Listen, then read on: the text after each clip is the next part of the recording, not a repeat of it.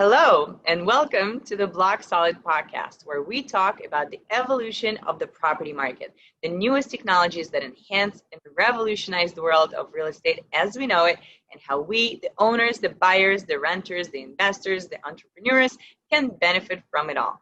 I'm Yael, CMO and co-founder of Solid Block, pioneer in real estate tokenization, and today I'd like to welcome a very special guest and a good friend, Teresa Grobecker. Hi, Teresa. Hi, thank you so much for having me. It's so nice to see you. I know, so nice to see you too. So Teresa is an international real estate technologist, investment banker, and the founder of Consortia, which tokenized the world's largest asset class, real estate. She created San Francisco's first 100% online real estate brokerage and is an equity partner at an international investment bank. So Teresa, you're wearing so many hats. What are you doing the majority of your day, and what actually makes you get up in the morning? So that's a great question. This year has changed life, I think, for everyone in a massive way, and it's given me a lot of time to pause and reflect. What I really love the most is being a real estate practitioner and helping friends and family and clients achieve their real estate goals, and to be like a really trusted advisor and friend in the real estate transaction. So lately, and I never would have anticipated that, but that's been the focus of my time since probably like halfway through COVID so far. Wow, that's incredible. I mean, all of us have been doing things we never thought we would do this year. So what's the craziest thing you did that you never expected to do? So I've been thinking about that because you prepped me with this question, and I've really been meditating on it. So there are a few things that I never saw coming. One is that I would be in the car and traveling more than I've been on the road, I think, ever in my life. Wow. I think, and that's because of a more macro trend. So I always thought that San Francisco is like the Detroit.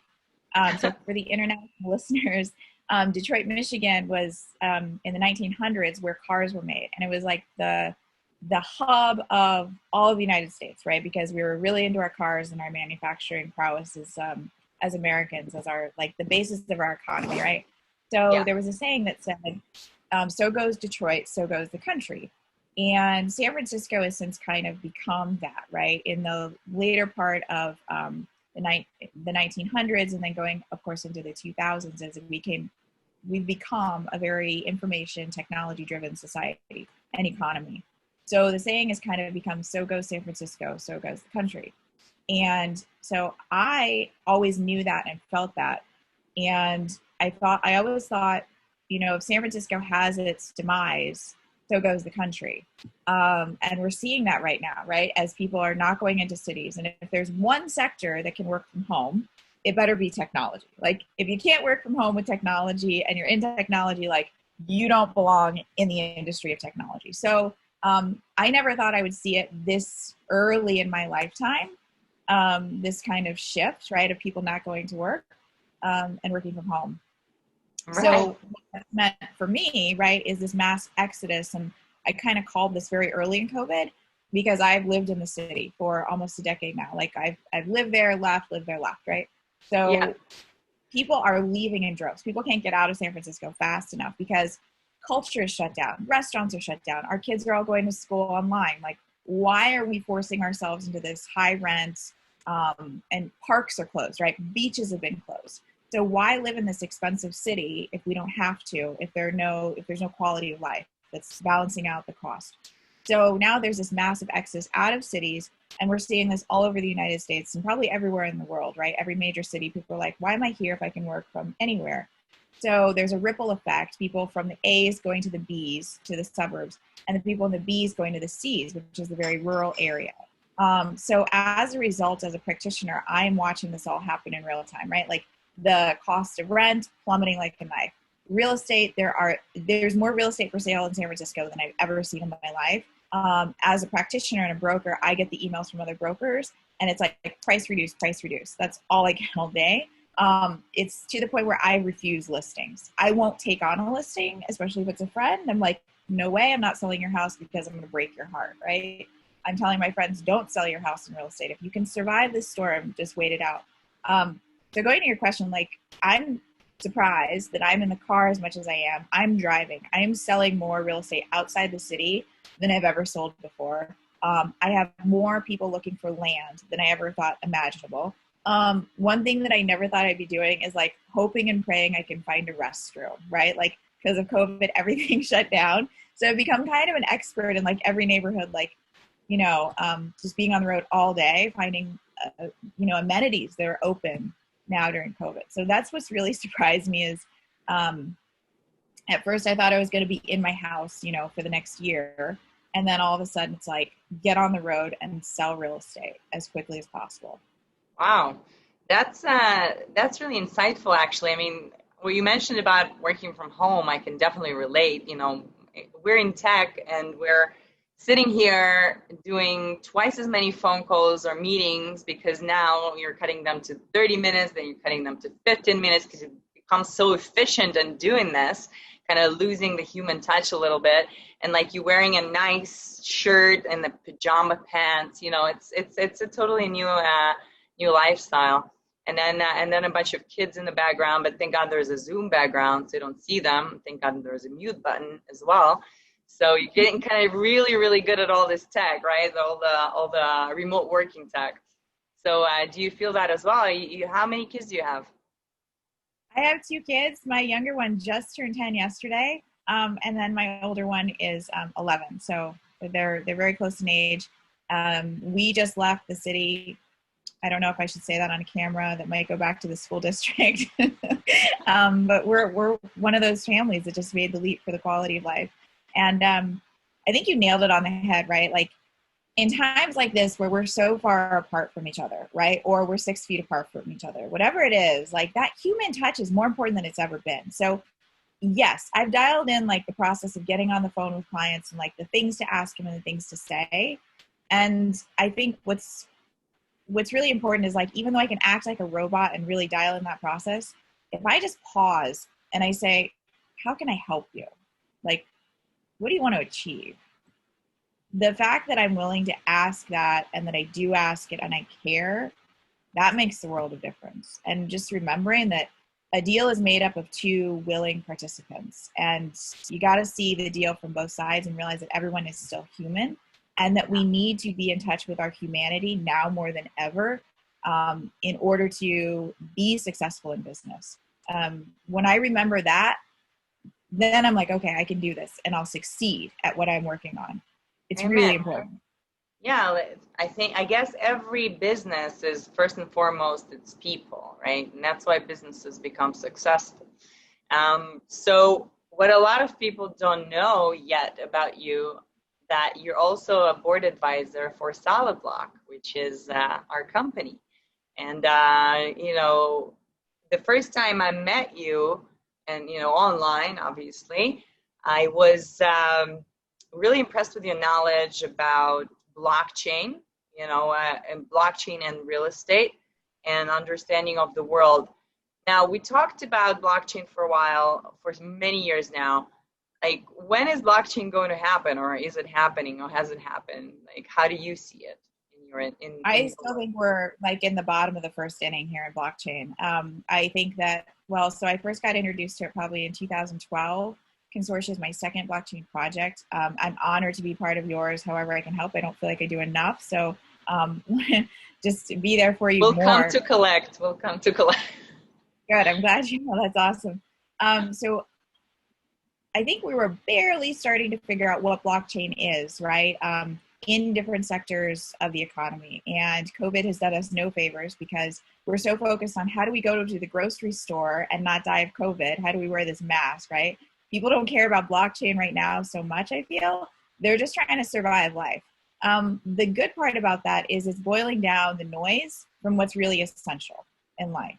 So I think that that's a great opportunity that blockchain can have and figure out, like, pause. Let's really take the wheat from the chaff and figure out what's useful in sectors and where we can provide actual value, and then cut out the noise and the baloney in the transactions. And so what I'm finding is, for me and for the people that I'm adding value to their books of businesses, where is that missing link? Where is that need in business operations?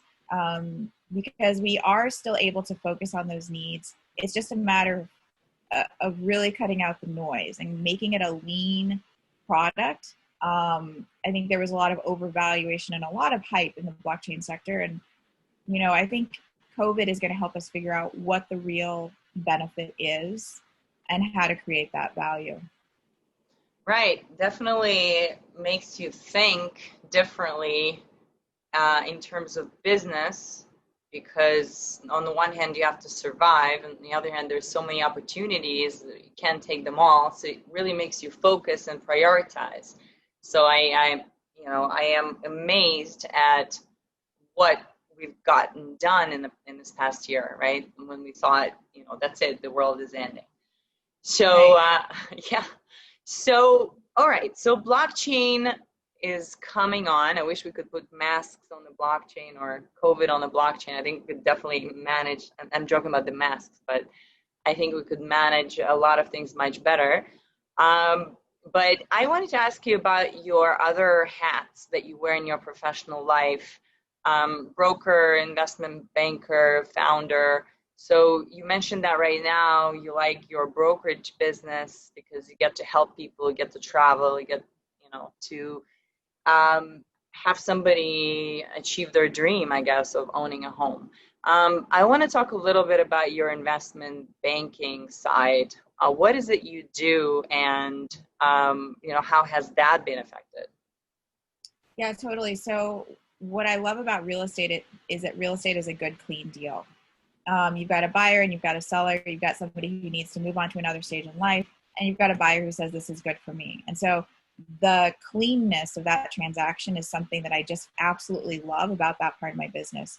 And COVID has helped me focus on the fact that I love that, right? And that I get a lot of satisfaction from doing that. That has a ripple effect into the investment banking side of my life, where I only want to do deals where I know both sides are going to get exactly what they want. And I think that when the markets are flush with capital and it's just really easy to put together deals and people are throwing money around, there's a lack of focus and discipline. And COVID's really helped us hone that in. Because I don't like how it feels when a deal is, it's not important to either side, right? It better be worth the time that we put in, because time is so fleeting. And I think that's something that we're realizing in this, pandemic. So the investment banking deals that I'm working on now are deals for people I really enjoy working with. If someone, isn't someone I would like to break bread with or grab a drink with, I'm probably not going to do their deal no matter how much money is on the table. So it better be a good deal. It's going to have good ethics behind it. What drives them is the principles and how that's going to better humanity. It could be as simple as, like, for example, like a food chain, right? That's up and coming, and kind of the joy that it brings to a family to grab that dinner. Or it could be like efficient energy use or sustainable energy, or a development for pre-retirees, or with a higher quality of life for people like you and me in our age group. So things like that become really important to me. Like, how do we use this time of a crisis, right, that some people are having? How do we transform our world and become better? Because it's really a leveling situation where we're all just kind of frozen. Well, a lot of people are frozen. I've done a lot of work during this time. That's I love chaos. So I it's bad to say, like, oh, I want a disaster. It's not true, because it's bad for people. But this is where I get to think my way through something. So the deals that I'm taking on really have to have the betterment of humanity behind them. And that's what I get excited about, like helping my friends, helping people achieve those goals, big goals that they have, right? Expensive goals. And then finding them the right capital that puts them in a position to win and puts people to work and gives people the kind of lifestyle that, I think is going to have long-term net gain. That's awesome. I think what you said about the relationship aspect really resonated with me, because right now in this environment when we're so busy and you realize the cost of time, how much does your minute cost? You don't have time to look for something, to look for a service or a product like we used to do before, do research on the internet, it's go time. So me, for example, I rely a lot on my friends and work relationships to find something. especially if it's in another geography. So I had a phone call today and somebody asked me, do you want me to find local connections for you, or are you going to look around? I said, no, absolutely not. I'm going to trust people like you. So I think building these personal relationships with people globally, I've kind of succeeded doing that. Surprisingly, become good friends with people I've never met face to face, like yourself. And then these people in turn, I help them achieve their goals in business, and they help me achieve my goals in business, and it's incredible.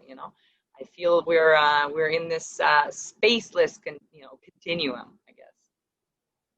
I love it. Actually, it's made me realize who my friends are.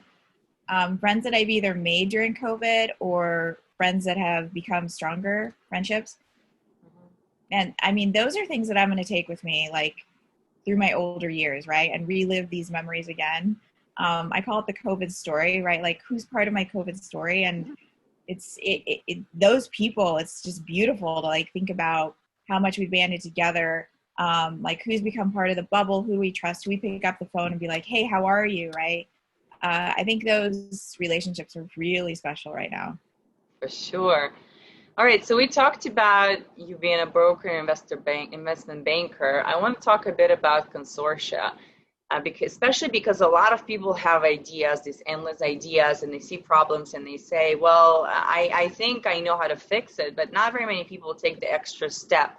How did that happen for you? How did you woke up one day and you said, I'm doing it, and how did you execute and arrive to what you have right now? Yeah, so I was really into blockchain, and it was fascinating to me. My first blockchain project, I read all of Dodd-Frank, which was legislation about how to rectify the wrongs that happened in the last recession. And when I read about blockchain, I put the two together and I was like, whoa, so the ledger satisfies the requirement for Dodd Ledger for banks to keep track what's on their asset, Nice. what assets they have on the books. So being a real estate practitioner, I took it a next step further, and I was like, well, someone's going to do this, so I'm going to do it for the industry. And I really had no intention to actually make this a business, much to the dismay of like some of my backers, right? They're like, time to make this a real business. I just did it to put our flag in the ground and say, hey, we are real estate and we are ahead of this, right? That's all I ever intended it to be. The CEO of the investment bank walks in my office one day, he slams the door open with all of his grace, right? And he's like, it's not that you are going to create these title tokens for real estate. He's like, you're going to do them. And it was a little bit more aggressive than that, if you can imagine.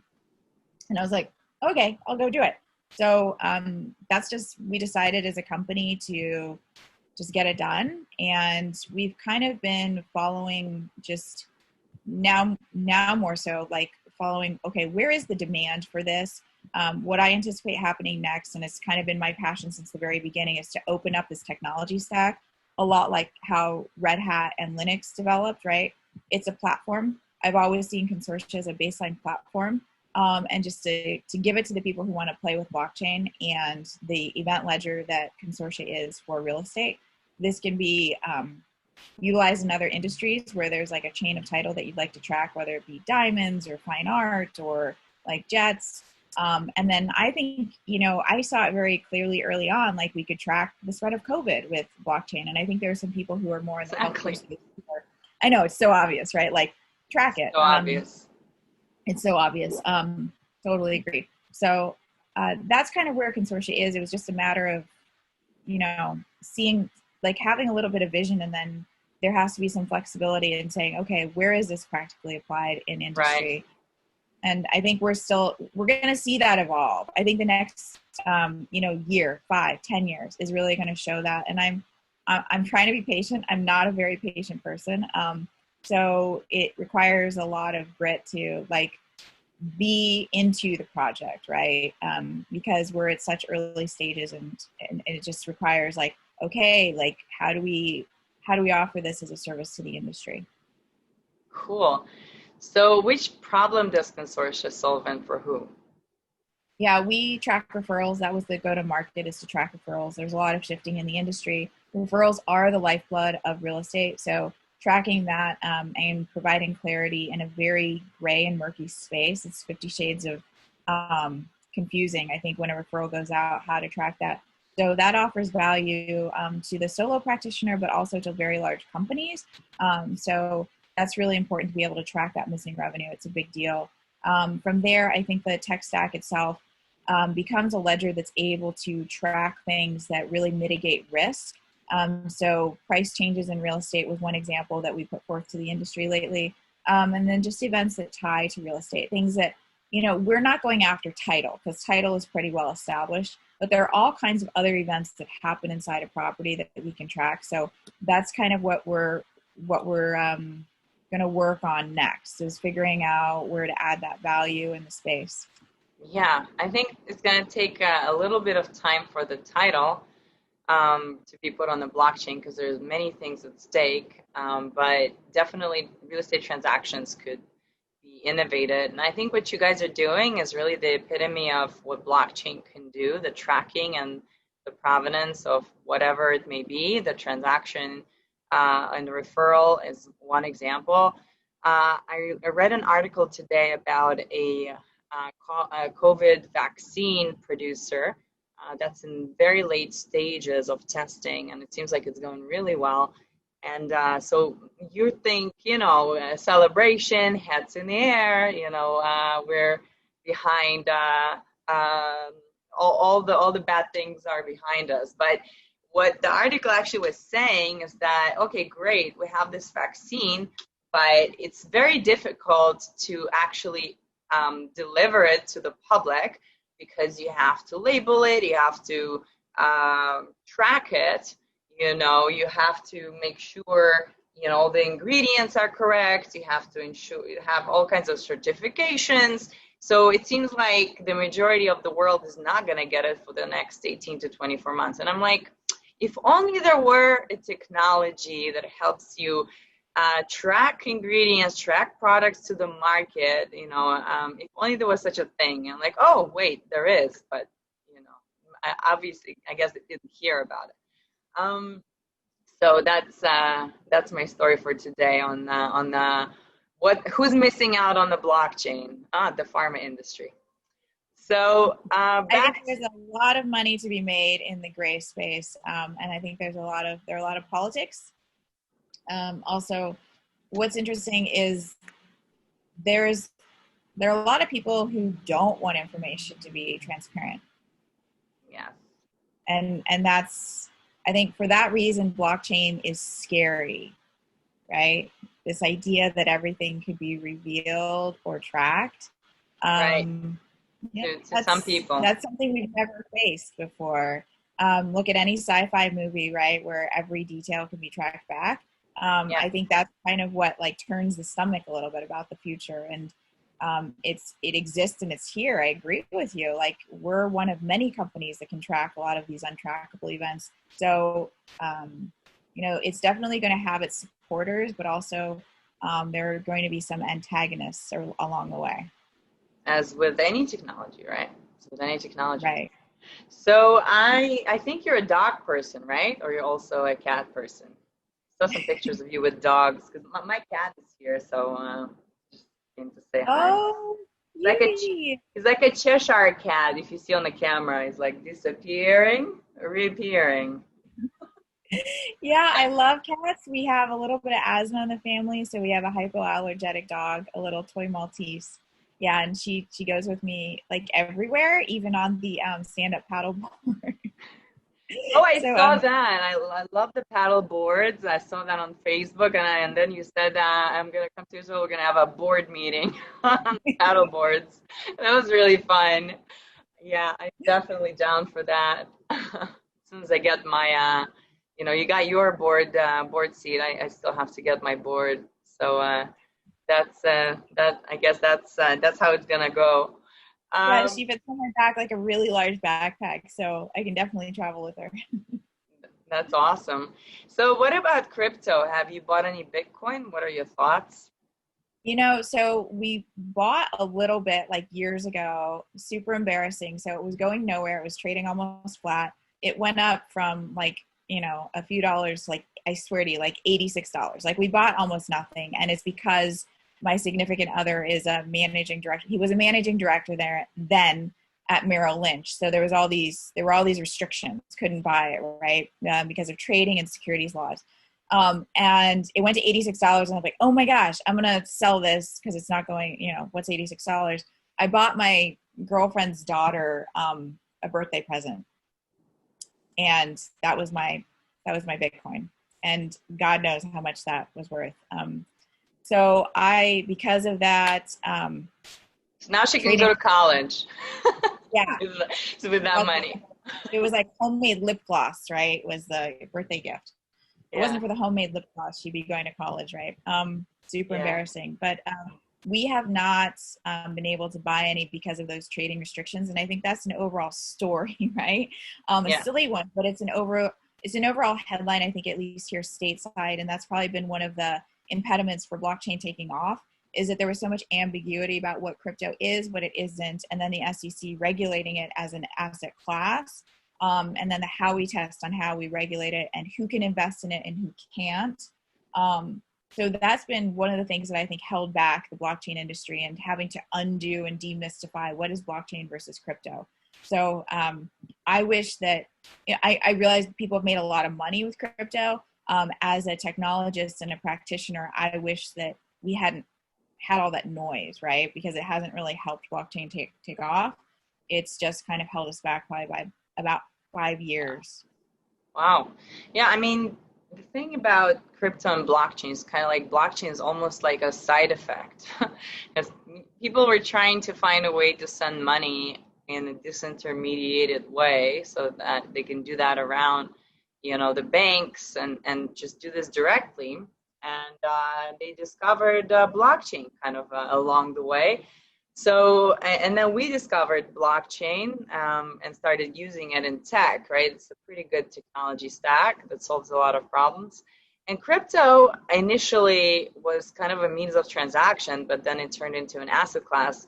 And for me personally, I bought a bunch of Bitcoin, not when it was cheap, just basically to transact, just to use how you're supposed to use it, to pay my employees around the world, because literally if I send them wire transfers, God knows when they would get there and God knows how much commission I would have to pay. So I literally used Bitcoin the way it was supposed to, no regrets, spent all my Bitcoin or most of my Bitcoin on good things, a lot of work done for the startup.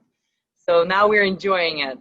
But otherwise, I'm happy to report and happy to see that Bitcoin is behaving like stocks nowadays. Are you kind of waiting for it to go down to buy more, waiting for it to go up to sell it? So it's fun to watch. It's fun to watch. It's really unbelievable that what used to be so volatile and unpredictable is kind of doing the normal thing today. And it's fun. It's fun to see as a trader, as a tech and finance professional. It's always fun. I wanted to ask you maybe one or two more questions and then wrap up today, because it's just been so great talking to you. So we could do that forever. So maybe we'll do another one just for fun. But tell me, was there anything on the news recently that kind of caught your eye and gave you some ideas about the future? Or do you have a crystal ball maybe? What do you think is going to happen in real estate or, in real estate tech that people should be paying attention to? So what's interesting, I have 2.5 degrees in politics and international studies and then an international MBA. And when we get into these, well, here stateside, right? Everything is very polarized. The news is almost not reliable, I think, because I like hearing both sides of the story. I like objective news, and that's kind of on pause because of our election here. The country's super bifurcated. It's very hostile. And in order for me to maintain my sanity, a lot of times I just have to turn it off. When we get into these massive election cycles, it's very turbulent here, as I'm sure the world is watching. They're going, what is going on in the United States?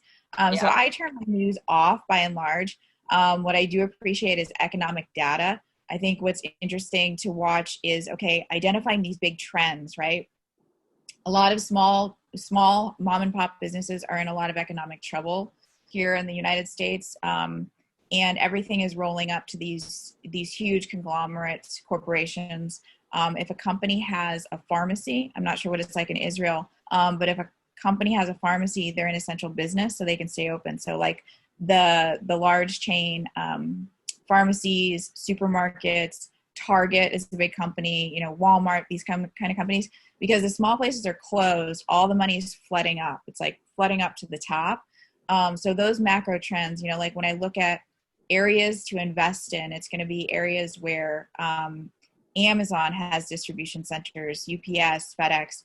So those kind of trends, I think in the media, well, that's more like stock and financial data, right? I find that very interesting. And then it helps me understand, okay, who are the clients going to be going forward in investment banking and in real estate? So that's where I try to focus. I try to cut out a lot of the noise, per se. I think that the majority of the country is going to open back up after this election cycle. So I can't wait to, whichever way it goes, right? Like, I just want can't wait for it to be over. Yeah. In the meantime, just heads down and make as much money as possible, and just do a great job at what those core competencies are. So it's incredible. We have the same situation here, and but we don't have any date for an election, so there's no foreseeable date when this is going to end. So we just either we're gonna make way too much money until then, or